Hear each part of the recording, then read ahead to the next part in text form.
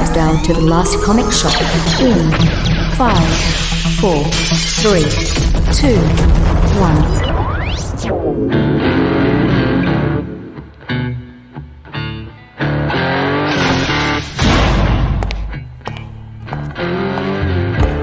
Nobody knows the last comic shop.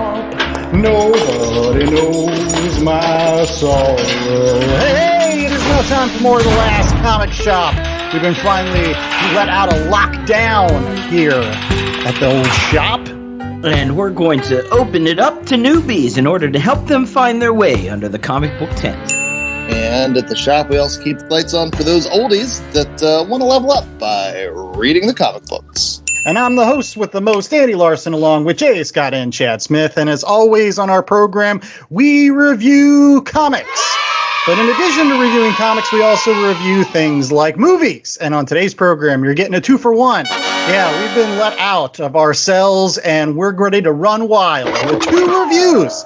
On today's program, not only do we have the most recent run of Suicide Squad that was out by DC by a slew of people, which Chad will get to in just a second, but also we're going to be talking about the new Suicide Squad movie, which you can not only see in theaters right now, but also on the HBO Max streaming service.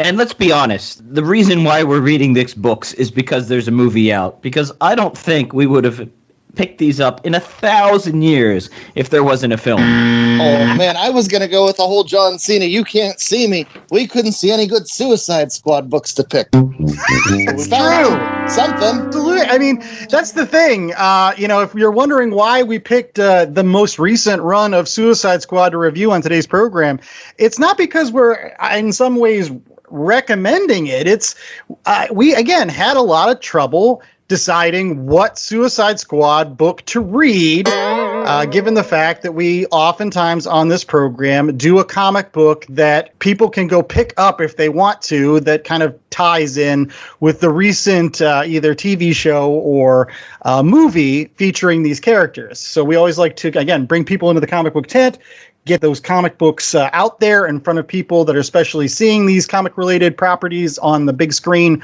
or small screen. And so we decided to be your traditional new fan, which is like, hey, if I just saw the Suicide Squad movie and I went to a local comic book shop, what would I pick up?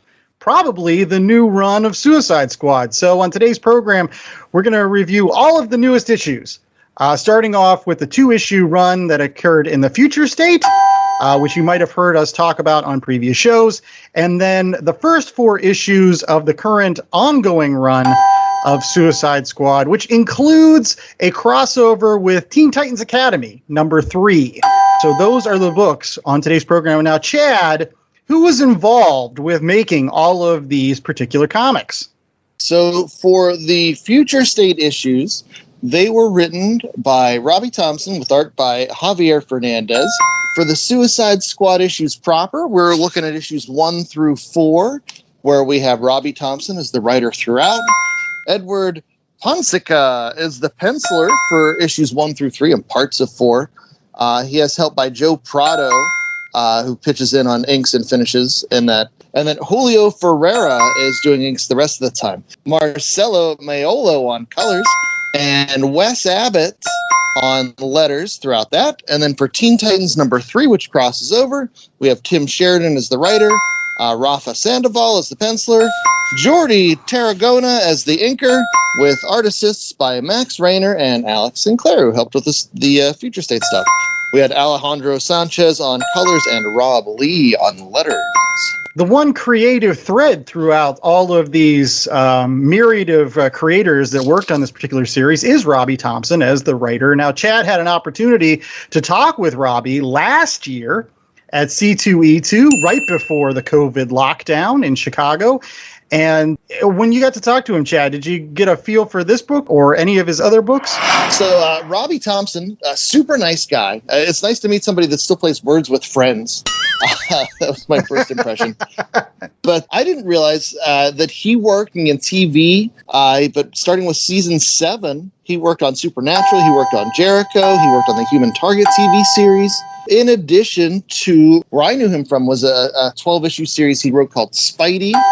He wrote Silk at Marvel, which there are lots of Silk fans out there. Did some Venom Space Knight. He was doing Meet the Skrulls. And when I talked to him, the Suicide Squad stuff, he had been working on it, but it had yet to be released. And so now we finally get to see the fruits of his labors. So it's exciting. Very cool. And you can actually pick up some of those Spidey issues that he wrote in a huge Marvel Treasury edition. They actually released it, I think it's like the first couple of issues, but I bought that for my son just because of the big panels and the classic Spider-Man on the cover, him swinging through New York. It's a wonderful Treasury edition. So if you have an opportunity to snag that for either yourself or your young kids, I would highly recommend that. And I thought that series, it started kind of slow the first couple issues, but then once he got into it, it got really good. That's actually something that I definitely might recommend later on. I don't know. We'll see how things go. So let's go ahead and get into that 10-cent synopsis for the Future State plus these first 4 issues / 1 issue of Teen Titans Academy. And I'm going to give it our best shot here. So the Future State stuff, I think it happens on Earth 3. And honestly, the whole story was kind of confusing to me. I think it had to deal mostly with the Suicide Squad trying to fight some sort of weird version of the Justice League led by Connor Kent, who you might recognize or remember as being one of the 4 Supermen that came out of Reign of Supermen after the death of Superman way back in the 90s. He is, of course, the Superboy that wore the leather jacket and had the shades and eventually became a really important member of Young Justice. Last I saw of Connor Kent, he was killed in what was that, Infinite Crisis? Did he die in that one? I just don't remember. Well, Superboy Prime killed him, yes. And then he had a tearful death scene with not Donna Troy, but the other Wonder Girl. Cassie. Yeah, because they were an item at the time, and I remember that it was the only part of that story I liked because that actually was the only thing with emotional punch. No pun intended. That's right. And I think at some point they retconned him, so he's now a clone of Clark Kent and Lex Luthor. So he's part Superman, part Luthor. The Suicide Squad, led by Peacemaker, who seems to be the new freshness, thanks to his John Cena star turn. That's right. He's leading a group of Suicide Squad members to basically take down Superboy's Justice League. And I don't know, Amanda Waller plays. It was really weird. I honestly didn't understand most of it. But then you kind of switch gears into the actual Suicide Squad book, at which point, again, Amanda Waller is putting together a new Suicide Squad. She's a lot more ruthless than I've ever seen her in any other series before. She basically looks at every single member of her team, including Peacemaker, as just an asset, a weapon, somebody that can be killed at a moment's notice. Rick Flag, who has been a long-time supporter of what the Suicide Squad is trying to do, obviously has problems with this, and she neutralizes him. So you don't even have Rick Flag in this anymore. It's really Peacemaker leading this group of, I hate to say it, jabronis, because most of them I've never heard of. First, they go to Arkham and try to break out Talon, who some folks might remember from the Court of Owls series, Scott Snyder's Batman run. He's been the big breakout into the Rogues Gallery. And he's kind of crazy now, or he's pretending to be crazy, whatever. Who? That's right. Who? But everybody else dies except Peacemaker in getting Talon, and so they bring him back. And then they go get other members of Amanda Waller's team, including trying to get Bolt, who's a member of the Teen Titans Academy, a young speedster,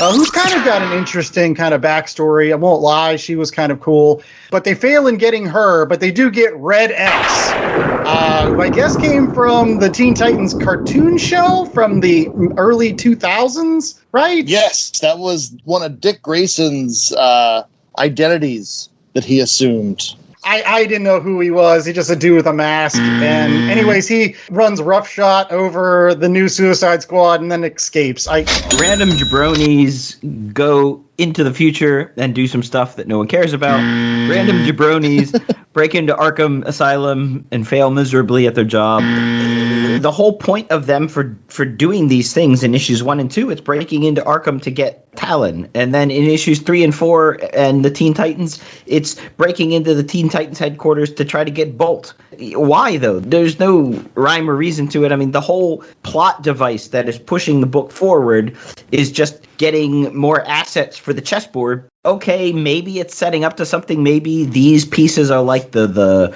rooks and the knights and everybody else who's been dying off, or the pawns. But as you said, Weller just seems to not care about killing most of her squad to get 1 or 2 assets so that she can then send them back in the field to die to get another asset.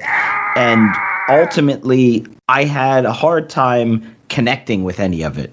Like, why should I care? And I will just point out, this is the 3rd week in a row we've read a book about some random jabronis that I've never heard of before and don't care about.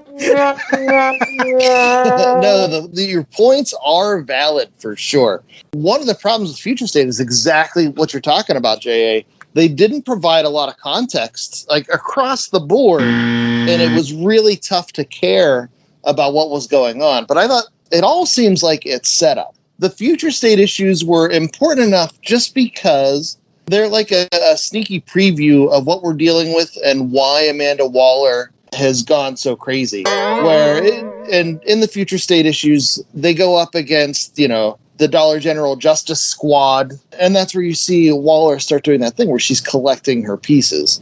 And as we were reading this, I was like, boy, this is the mehiest book to ever meh. Like, it just seemed real slow. And as you mentioned, the ton of characters in here, and they're not particularly memorable. They're not particularly well designed either. Like some of the costume designs, they just seem kind of blah. And it's hard to care about most of these folks. But I will say, by the time I finished issue 4, I was like, okay, I can see that perhaps they're building to something bigger. And this is a series where I feel like maybe if I followed it out through like 12 issues and they got through their first big arc they're working towards, that maybe the payoff will be solid. But as it stands, the chunk we read, the first big story, you don't care about anybody. And I don't, with the Superboy stuff, I have no idea what's going on with Superboy, why Superboy's been kidnapped by Amanda Waller. The last I remember, Superboy was in the Jeff Johns Titans reboot. He's fine, he's a superhero there. And then they brought him back for Young Justice, when in the jacket and the glasses, like he was in the 90s style. And I didn't follow that book through the end, so I don't know what happened there. But it's just like, the characters that I do recognize, I don't recognize. Like, what the hell happened? And why is nobody telling me what's going on? Like, give me some morsel to cling to care about these guys. And the other side characters that they set up, there's one guy who looks like cross between the Punisher and Boomerang, Superior Foes series. Of course, he's dead within 2 issues. Like, who cares? Oh, that's one of the great lines, though, in the books. Oh, so you're our new transporter guy. Yeah. Do you like Spinal Tap? You're like the drummer. Exactly. But yeah, I started to care a little bit about these characters by the time we got through issue 4. But I really feel like it's a slow start, and there's not enough to latch on to hook people. I don't know. What do you think, Andy? Well, I want to start off by saying, first and foremost, people might think this, but I'm not a DC hater by trade. Like, I don't just hate on DC books just because I'm a member of the Merry Marvel Marching Society. I will say that. I am a bigger Marvel fan than I am of DC, but I went into this book saying to myself, okay, I'm going to give this a fair shot. I've never read much Suicide Squad, but, I do get Connor Kent. I understand who Connor Kent is. He was my favorite Superman to come out of Reign of Superman. I really enjoyed Connor Kent over the years. Again, because I'm a child of the 90s. Like, you know what I mean? Like, I grew up with Connor Kent, and it was nice for that character to be around. So I was happy to see him here. Plus, I won't lie, I kind of like the Peacemaker. I've read a bunch of his old stuff with the Charlton comics, so I have that backstory with Peacemaker. I like the Paul Kupperberg 4-issue mini with Peacemaker that was released in I think it was the 80s or the 90s. So I'm glad he's front and center. But at the same time, other than Connor Kent and Peacemaker, and I guess Amanda Waller, everybody else, they're cannon fodder. And so you're building a book around, you're like, who is this guy? Maybe I should go and research him and see if he's in other books. Nah, forget it. They're going to kill him in like 3 pages anyways. Yeah. So you don't like the big lady who's managed the last 3 or 4 issues? Yeah. What is it? Cooper lady? I can't even remember her name. But she is cool because she's got that startings of a Booster Gold, Blue Beetle relationship with Talon where they kind of hang out together. And that's a kind of an interesting little dichotomy. Slacker jobbers that are just there, just being like, I don't know what's going to happen next, but let's hang out together and talk wise. And I'm like, okay, I could get that. So basically you've got a core group of about 4 characters plus Amanda Waller, and everybody else that shows in and out of this book, again, is cannon fodder. And I'm sorry, as a new comic book fan, if I was coming into this book, I'd be like throwing a bunch of characters that I don't know who they are, and turns out that I don't need to know who they are. Why should I care? Why should I care about anything that's happening in this book other than it seems like Amanda Waller is psychotic and willing to kill anybody, and that seems to be the overarching story. To piggyback off of that, too, is not only do you have the general Suicide Squad ethos where characters don't matter, but now you're dealing with multiverses. And you have, Amanda Waller going to Earth 3 for her characters. And, and I worry about the MCU with this as they're heading into the multiverse. As soon as you have multiple versions of characters, things get more and more watered down. The more generic versions you have, it's like, oh, why should I care about this character when there's infinite multiverses out there? They could just grab another. This book, I think, is doubling down on the fact that no characters matter. It's tough as a reader to care. To add to that, and I don't mean to dump on it, but there's not a lot of backstory either. So if you're coming in as a new reader and you're trying to find your legs and figure out what's going on, you don't know what any of these people's motivations are. I mean, except for the fact that they've got a bomb in their neck that's going to explode, maybe that's it. That's the point. You don't need to know about their motivations because their motivation is don't die. Yeah. Right. And even big events that happen. There's that part with that green gas. I don't know if you guys cared about it at all, but that's apparently a big event in the DC universe where the Joker gas is unleashed on Arkham. But that's supposedly their A-Day. And so they managed to get Talon out of there before he can be affected. And it's like they don't give you enough to know, oh, this is an important event that, we're stepping into here. And even, afterwards, they don't reflect on it enough to let you know why things matter or why things are such big deals. I will say this, and I mean, sticking up for the book just a little bit, the one nice thing that I did like is, again, going back to Peacemaker, they do give him a little bit of a storyline where he's saying, peace at all costs, and that he's only a part of the Suicide Squad because he ultimately believes in, I guess, what the Suicide Squad is capable of in terms of bringing order to the general DC universe. And I like the storyline that he has where he's trying to secretly take down Amanda Waller. That pretty much everybody thinks that she's crazy. And so he's trying to lead a little secret revolution from his laundry room headquarters. Make sure that you get your change, folks, and your Downy sheets. It's fine. And I also like him butting heads with Superboy. Again, these are 2 characters I actually do care about. And I like the fact that they're not on the same page and they're kind of butting heads all the time. And he's, calling him Boy Scout and all this other jazz. But yeah, other than those things, I think to J.A.'s point, it's just, let's go get assets to kill them. Are you just trying to build your perfect team? Is that what you're trying to do? It's like Running Man or, something where it's just we're just going to kill all the contestants until we get the best of the best. And then we're going to make a squad out of those guys because they're the ones that survived long enough. If you're doing that with a comic book series, I'm sorry. You're going to lose readers because nobody's going to care about the buildup to the team you actually eventually get. And to piggyback on that, it crosses over with the Titans Academy, which is doing a very similar thing where they're introducing a ton of characters And I feel like Titans Academy is doing that job slightly better. Not well, but slightly better. Let's talk about that a little bit, because that was one of the sort of takeaways from this series that we read that I actually liked. I liked the character of Bolt. I liked that she wasn't just sort of a vanilla comic book heroine. She had a nice backstory. If you don't know, Bolt is from Australia, and early on she lost her legs, so she runs around in those blades like in the Paralympics. But she doesn't always walk around. Sometimes she has regular prosthetic legs. Sometimes she goes around in a wheelchair. And so that was interesting and nice to see something that is different, but not played up in a way that is like it's a hindrance or a handicap.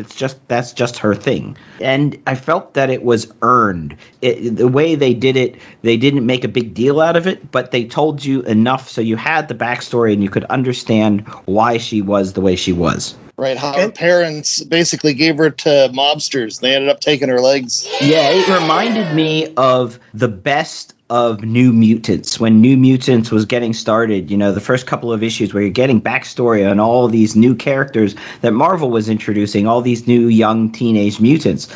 But I felt that she's the only one that had any of that. The rest of them were just sort of facsimiles of something, kind of just there. The character I had the most problem with was the X guy. I was like, what is this, Deadpool? I mean,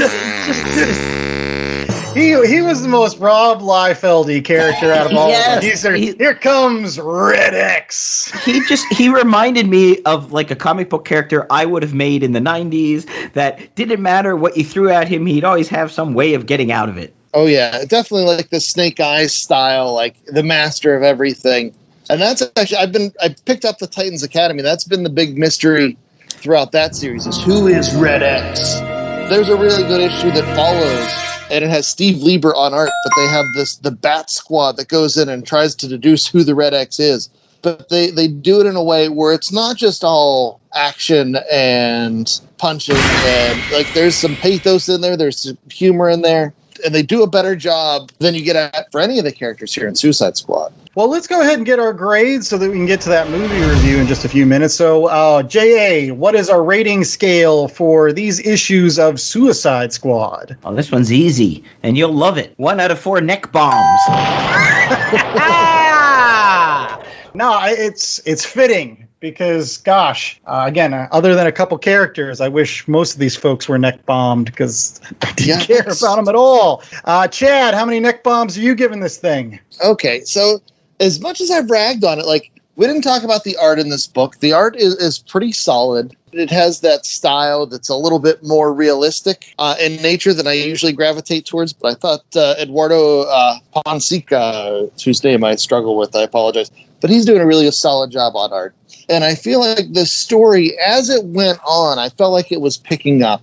This is something that if I hear really good things, I might go back and check out the next trade. But as of right now, like, there's just not enough there to latch onto. And the bad part is you have this Suicide Squad book and this Titans Academy book, and then I compare that to a Marvel book I've already recommended for the show, The Strange Academy, that also is introducing a bunch of new characters.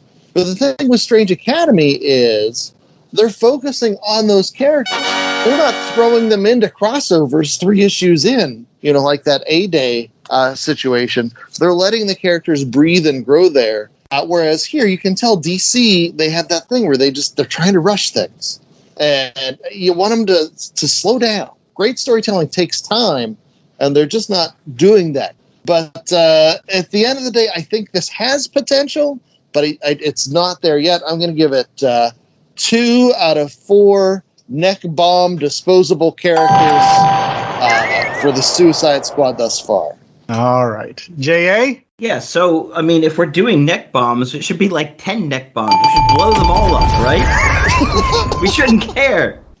That's a bad thing. I see what you're saying, Chad, and maybe this has sort of a Hickman-esque quality where they're building towards something that might be interesting. Like, I have to admit, at the end of issue 4, where the cell door to Flag jail cell who had been locked in there in issue 1 was open and he was missing. I was like, ooh, that's kind of intriguing. I wonder what's going to happen because now Flag is out. So maybe it's building towards something, and maybe it's one of those long haul things that you've got to wait, get some perspective, and read as a chunk in like a proper trade. As someone coming to the comic book fresh and new and without any idea of what Suicide Squad is, or having read other Suicide Squad books, it's just confusing. And the plot wasn't very interesting to me. The writing was okay, but the plotting was just sort of plodding. I would have to give it 1.5 neck bones.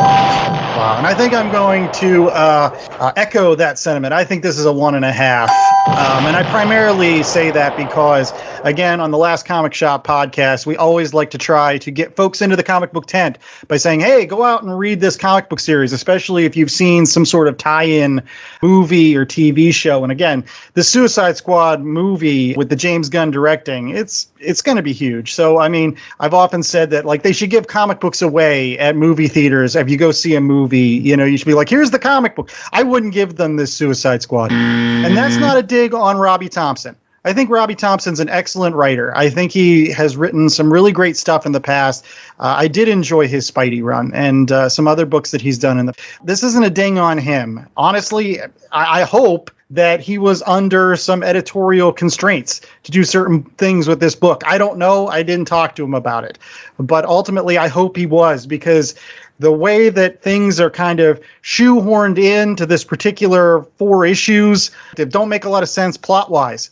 Like, again, you don't get any explanation to why the Joker gas should matter in those 2 issues in Arkham. You know, you don't know who this Red X is and why he wants to break into the Titans Academy. I don't know. None of this stuff matters to a new reader that doesn't have any experience with any of what's going on in this book. And that's a failure. It's kind of like Hickman's Avengers following the Avengers movie that we've talked about previously, where it's just like setting up some sort of massive plot line that, again, might matter in 25 issues from now. That's not going to be good for a new reader that's plunking down $4 or $5 for a book. It was a great story, but if you're just getting into it, no way. Yeah. So 1.5, man. Not bringing folks into the comic book tent. I'm sorry. And one thing I want to say that it's missing that Titans Academy has is the fun. Like in Titans Academy, you have a character whose name is Gorilla Greg.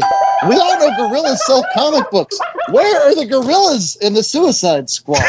Where is the fun? It's got some fun. I mean, the writer's obviously a cinephile. He's got that homage to Spinal Tap. He's got the, do you want me to Uma Thurman Boy Scout here? As she jabs the adrenaline into right, but if he was doing that into a gorilla, 10 times better. Very true. All right. Well, one thing that doesn't have many gorillas in is the Suicide Squad movie. And we'll be covering that right after these commercial breaks. So stay tuned for our review. No gorillas, but lots of sharks. Have you ever found yourself confused about the current state of the MCU or whatever the hell is happening with the DC universe? Do you often have no idea what the hell the difference is between craft beer and that Bud Ice stuff at the gas station? Well, then look no further. We present to you Hops Geek News. We're yet another geek and beer podcast in an already oversaturated market.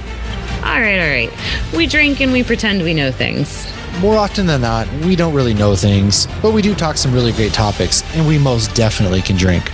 We'll deliver you news and then dive into any random topic you might have never knew you actually were passionate about. With lots of fun facts about beer. And from Marvel to DC and Star Wars, and to why Die Hard is most definitely a Christmas movie. Which it is. Basically anything that our spouses are sick of hearing us talk about. Join us on YouTube or anywhere you listen to podcasts. New episodes weekly. Just search Hops News. All right, we're back with more of The Last Comic Shop, and it is now time for our second review of the show. As we promised, it is Suicide Squad, the movie. The Suicide Squad. Oh, the Suicide Squad. All right. Putting the makes it a sequel, I guess. That's the new thing. It's not a sequel. It's a soft reboot. Well, they could keep their reboots. I got some interesting thoughts on this one, but we're going to go ahead and start off with a cast list, and that comes from Chad Smith. So, Chad, there was a multitude of people in this movie who were among those that graced our TV or movie screens. Okay, so this was a James Gunn production, written by and directed by James Gunn, starring Michael Rooker as Savant, Viola Davis as Amanda Waller, Joel Kinnaman as Colonel Rick Flag, Nathan Fillion as TDK, Jai Courtney as Captain Boomerang, Flula Borg as Javelin, Mila Ng as Mongal, Pete Davidson as Blackguard, Sean Gunn as Weasel and Calendar Man, Margot Robbie as Harley Quinn, Stephen Blakehart as Briscoe, Idris Elba as Bloodsport, John Cena as Peacemaker, Daniela Melchior as Ratcatcher 2, D. Bradley Baker as Sebastian the Rat, David, I can't say his name.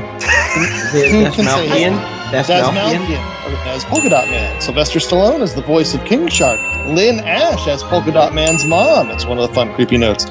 Peter Capaldi as The Thinker, and Steve G as John Economos / the on-set version of King Shark. And many, many more. Well, there you go. As I said, it was a star-studded cast, or at least a cast that was quite large in some ways, because there was a lot of people that died. J.A., can you give us a 10-cent synopsis of Suicide Squad? I mean, try to make it less spoilerly, just in case some people haven't seen it yet.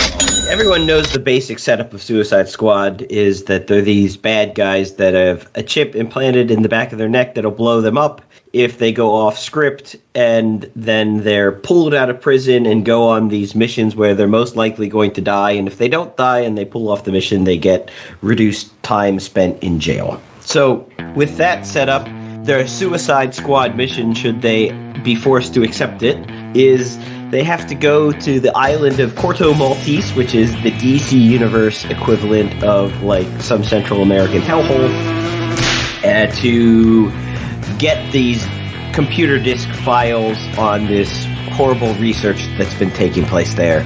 So there's two squads go in to try to recover this disk. They run into some bad guys led by the Thinker and a whole army of, former Cuban refugees from the Communist Party. I don't know. They fight a bunch of army guys and horrible thing, and they run into some aliens and...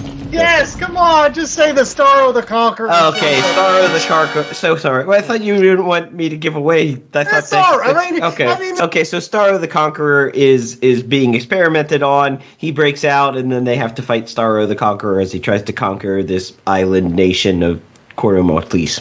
Well, there you go. Project Starfish? Project Starfish. So they were all about, it could be a bumhole.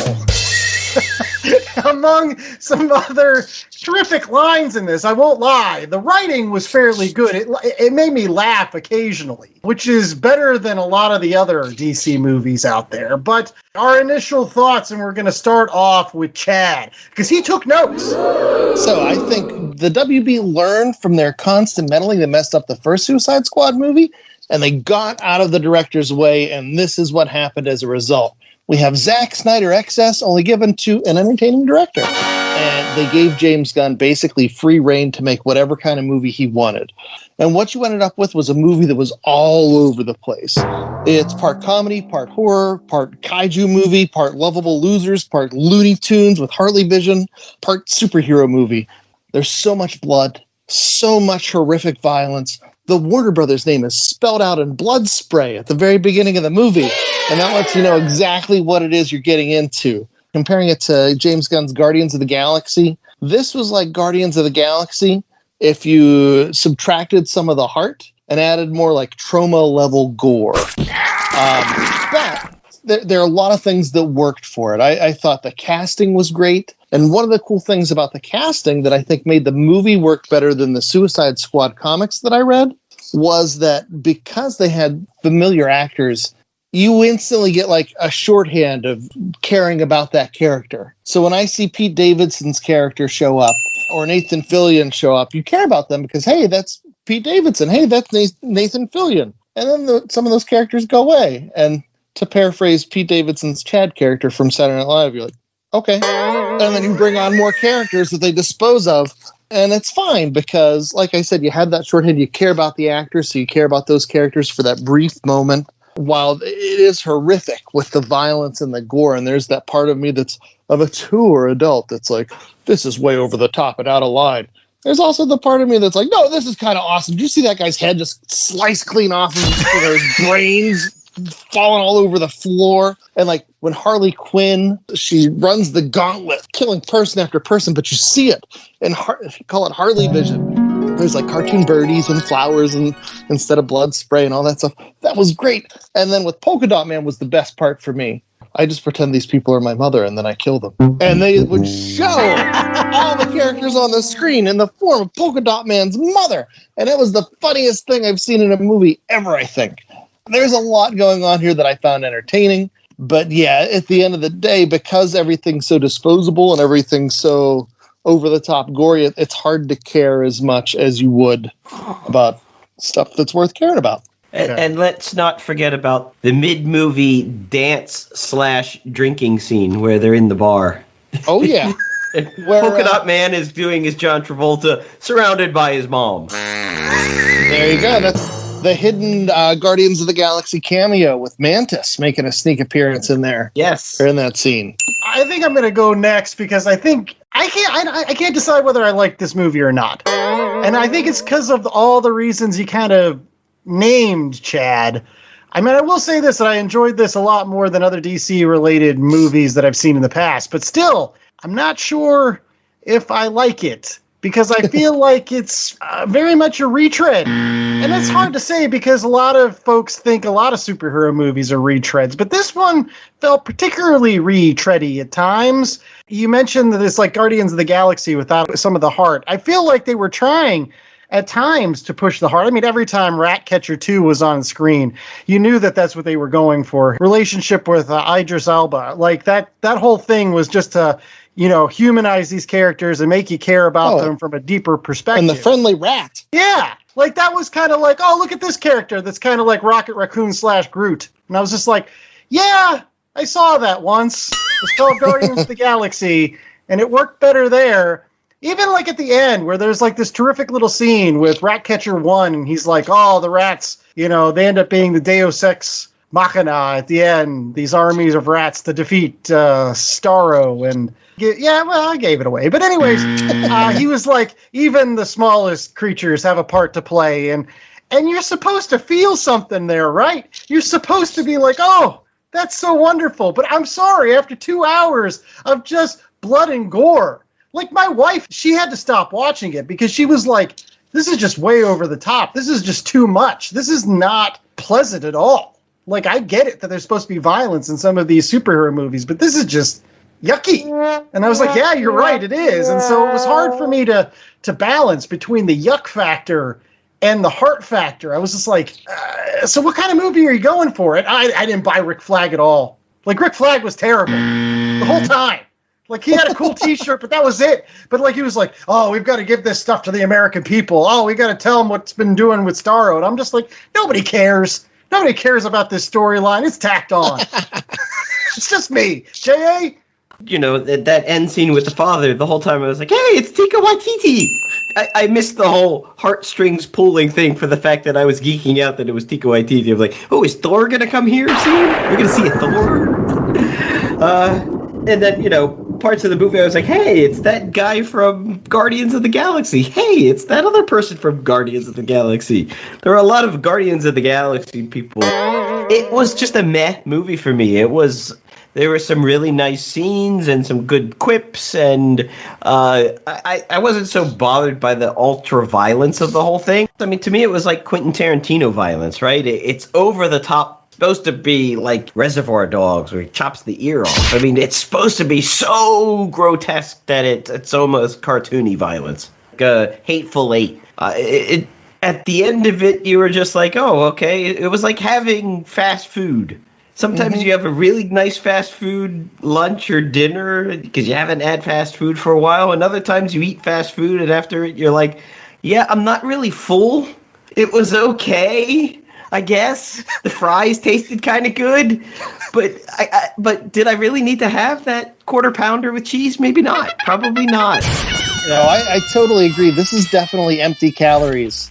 You know, you have all the violence, you have all the stylization, and even some of the camera work and stuff that was visually innovative. But at the end of the day, the story was just like, I think this movie is definitely a target audience pleaser and definitely not a mass appeal movie.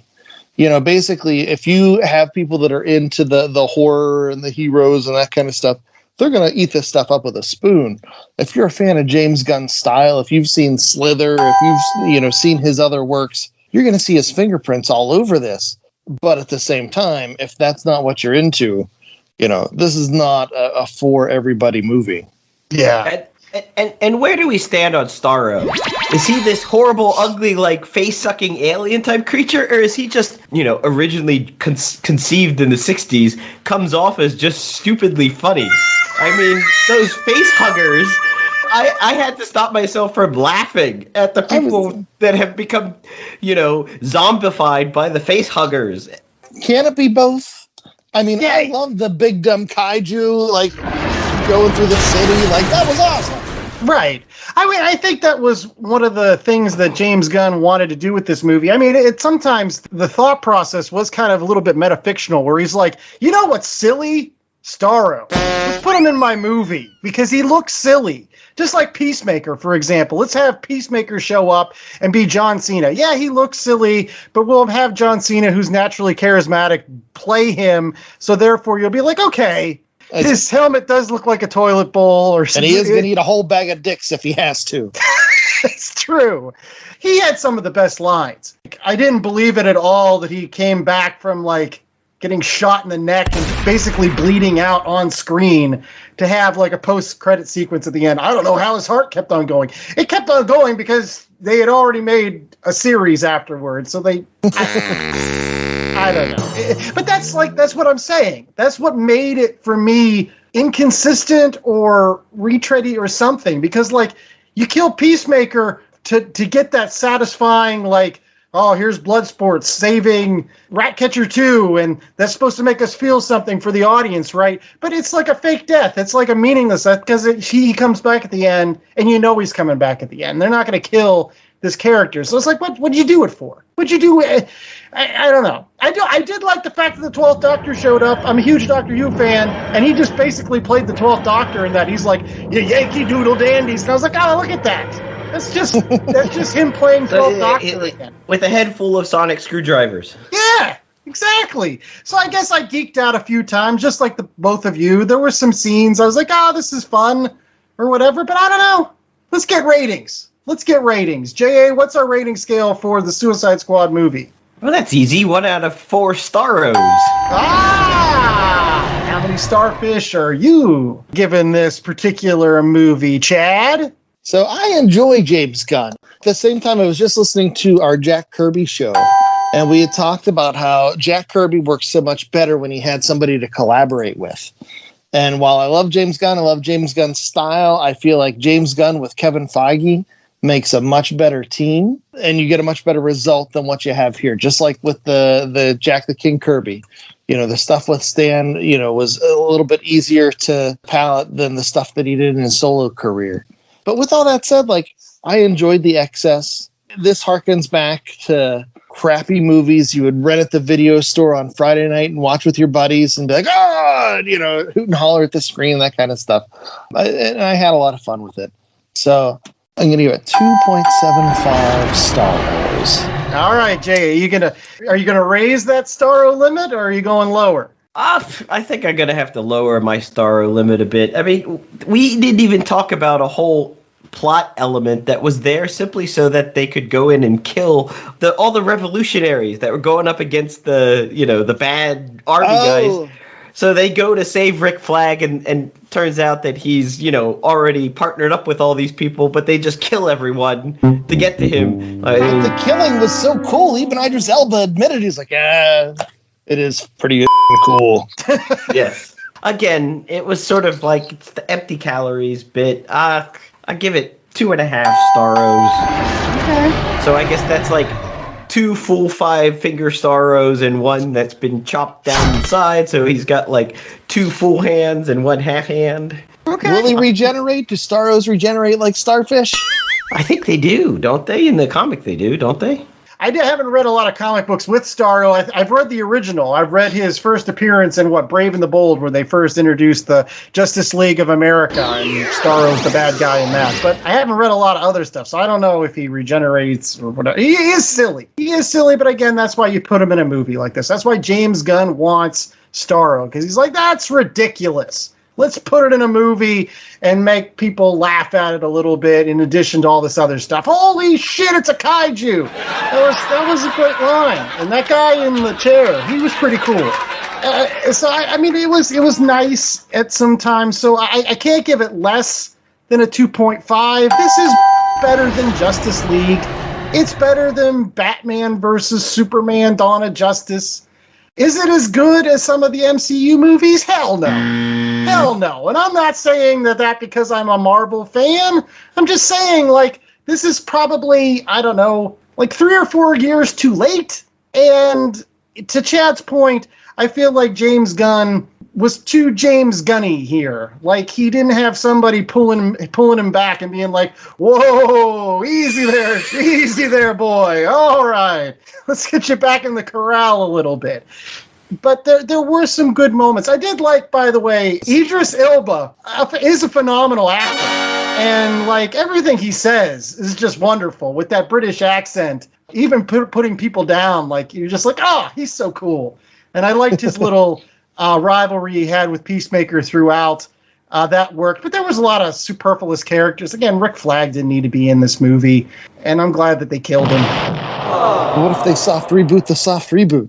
They're not going to reboot. This is going to make some money. So, I'm sure, and after the Peacemaker TV show, I'm sure that James Gunn is going to be making some more movies with the DC Universe. I just hope his next one, doesn't feel as retready, I'll have to say. In any case, we'll be right back after these commercial breaks with something that's not a retread. It's called Recommendations. It's always brand new on our show, so stay tuned for that. Cartoon Dumpster Dive. I'm your host, Joel. And I'm your host, Andrew. Join us as we travel back in time to watch the garbage cartoons from your past. Will you remember them? Maybe. We painstakingly watch every episode of these cartoons to remind you that, hey, some things belong in the past. Our pain is your entertainment. Thanks for tuning in. All right, we're back with more of The Last Comic Shop, and it is now time for recommendations. Ta-da! Yeah, where we pick out something similar, something recent, and something out of left field or off the beaten path. And we're going to start off with our current book, and that comes from, of course, J.A. Scott. So, J.A., what's a current book that they can pick up at their local comic book shop today? Okay, well, a current book is the New Mutants Volume 1 by Jonathan Hickman. This is a trade that collects the New Mutants run starting in 2019, issues 1 and 2, 5, and 7. Now, the reason why I'm recommending this is because reading that Teen Titans crossover issue reminded me a lot of early New Mutants, 1980s classic New Mutants. And I was interested to see how the New Mutants, the Jonathan Hickman run New Mutants, held up. And it's really good. So this is by Jonathan Hickman and Ed Brisson, and beautiful art by Rod Reis. And basically, you get Sunspot, Wolfsbane, Mirage, Karma, Magic, Cypher, a lot of the original New Mutants. They go off planet, they go into space, they're trying to track down Cannonball, they hitch a ride with the Starjammers, hijinks ensue, the Shire shows up and they're arrested, get thrown into prison by the Shire, and then they're fighting them, and gets away from this horrible thing that Hickman has introduced in the X-Men, all the X books, where they can die and regenerate. Well, these guys are out in space. They don't have that accessibility as much, so it gives a level of danger. And I can't stress enough how beautiful the art is. Very, very cool. All right, Chad, what is our similar book for this week? I'm going to go back to a time when DC rebooted the Teen Titans. This time I want to go all the way back to the Teen Titans by Jeff Johns, which is currently available in omnibus form.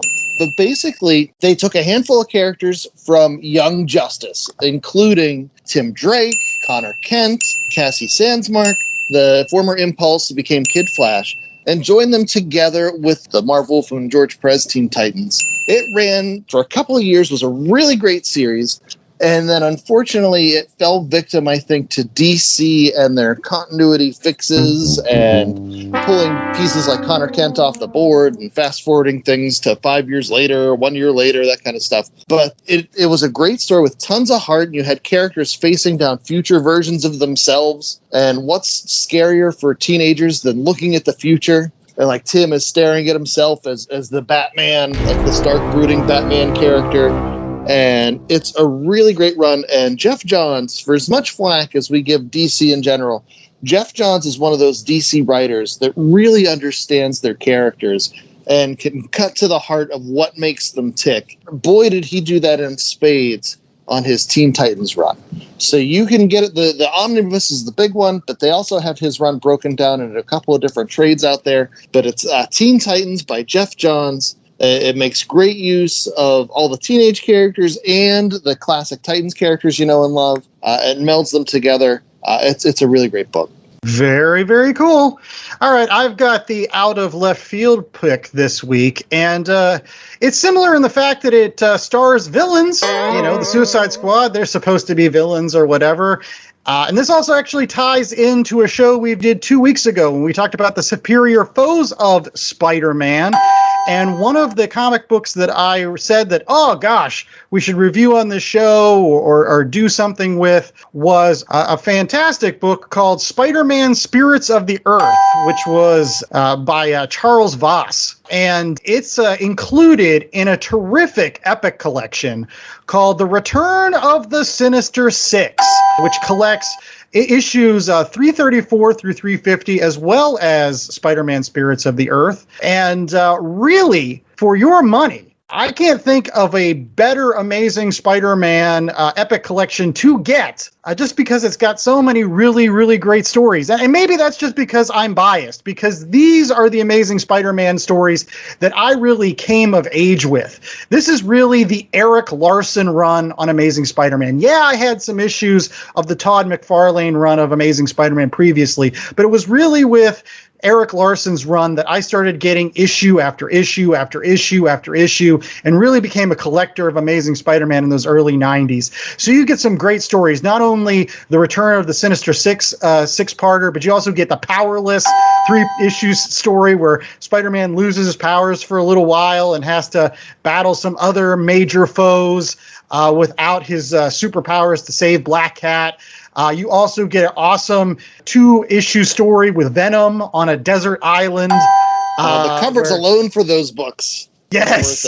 With the slobbering tongue of Venom, like a mile wide, and he's holding up a skull of Spider-Man. Plus, you get a neat little story with Spider-Man and Dr. Doom, which a lot of people don't realize that initially Dr. Doom was supposed to also be a part of Spider-Man's Rogues Gallery. He showed up as early as Amazing Spider-Man issue number 5. And I know in the 80s, when I was growing up with Amazing Spider-Man on TV and cartoons, Dr. Doom played a huge part in some of those cartoons as one of Spider-Man's main baddies. So it was kind of neat to have Dr. Doom show up, even though Spider-Man's way outmatched compared to Dr. Doom. And he's kind of just there because he wants some revenge on Black Fox or whatever. But regardless, I remember all of these stories, and reading through this epic collection really brought me back to a golden age of Amazing Spider-Man for me. In some ways, I enjoyed Eric Larson's art on Amazing Spider-Man even more than Todd McFarlane. And so I'm just a big fan of this run. Plus, you get that Spirits of the Earth, which is super neat and very in contrast in terms of art styles, because that Charles Voss, everything looks beautiful, like it's all in watercolors with like massive castles and small Spider-Man. It's really wonderful where he goes over to Scotland and he's trying to stop the machinations of the Hellfire Club. So yeah, if you want a super cool Spider-Man, pick up The Return of the Sinister Six, Amazing Spider-Man Epic Collection. Again, they're like omnibuses in trade paperback format, so they're a little cheaper, but just have just as many great stories in them. Yeah, and we talked about the fun earlier. Michelini and Larson on that Spider-Man run, they knew fun. They knew how to enjoy Spider-Man's powers and his rogues gallery. That's a great run. Good pick. Yeah, that's when Spider-Man was living in Chelsea, right? And Mary Jane was hot Mary Jane with shoulder pads. And the perm that was just all perm. Yes, she had red hair that didn't stop. That's right.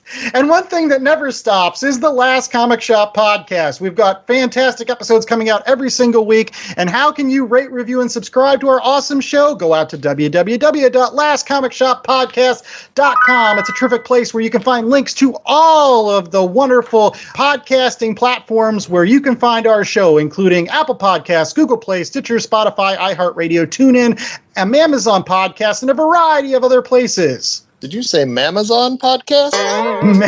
Maybe I'm thinking of Mary Jane. And if you subscribe to any of our places with our podcast, make sure that you leave us a 5-star review if you love us. If you're a big fan of what we do every single week and bringing folks into the comic book tent, leave us some kind words. Tell us what we mean to you. We'll make sure to give that a shout out on our social media. That's right. You can find us on social media, on Twitter and Instagram at Last Comic Shop, on Facebook, Last Comic Shop Podcast. And yeah, we really do appreciate it. It really helps keep us going. So if you have the time and are so inclined, leave that review and let us know that you appreciate what we're putting out there. And all those social media links are available on our website as well as our merchandise. That's right. We release new designs all the time, and make sure you stop back and check it out because you never know when you might get a nice discount on a brand new t-shirt from the Last Comic Shop. Yeah, I really loved our minimalist one. That's my next t-shirt. I just have to pick which Heather I'm going to go with because I also love those Heathers. The green Heather? I think he wants the Shannon Doherty Heather. There you go.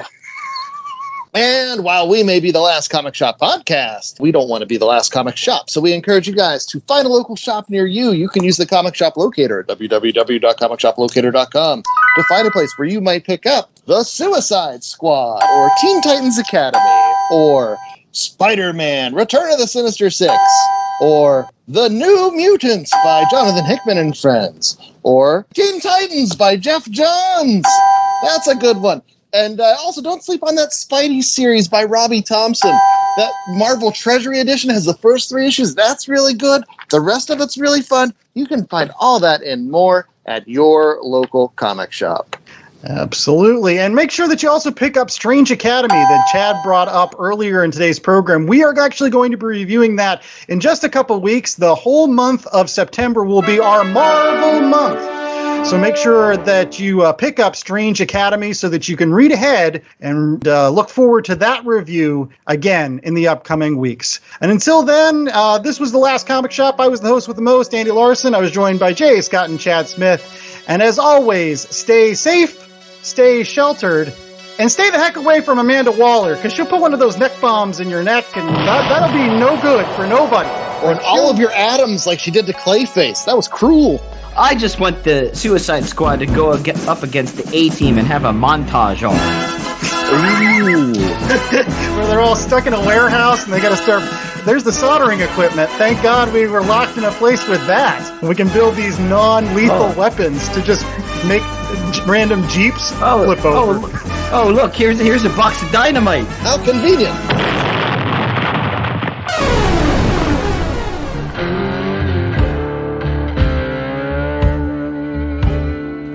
The Last Comic Shop was a 2021 Black Angus production.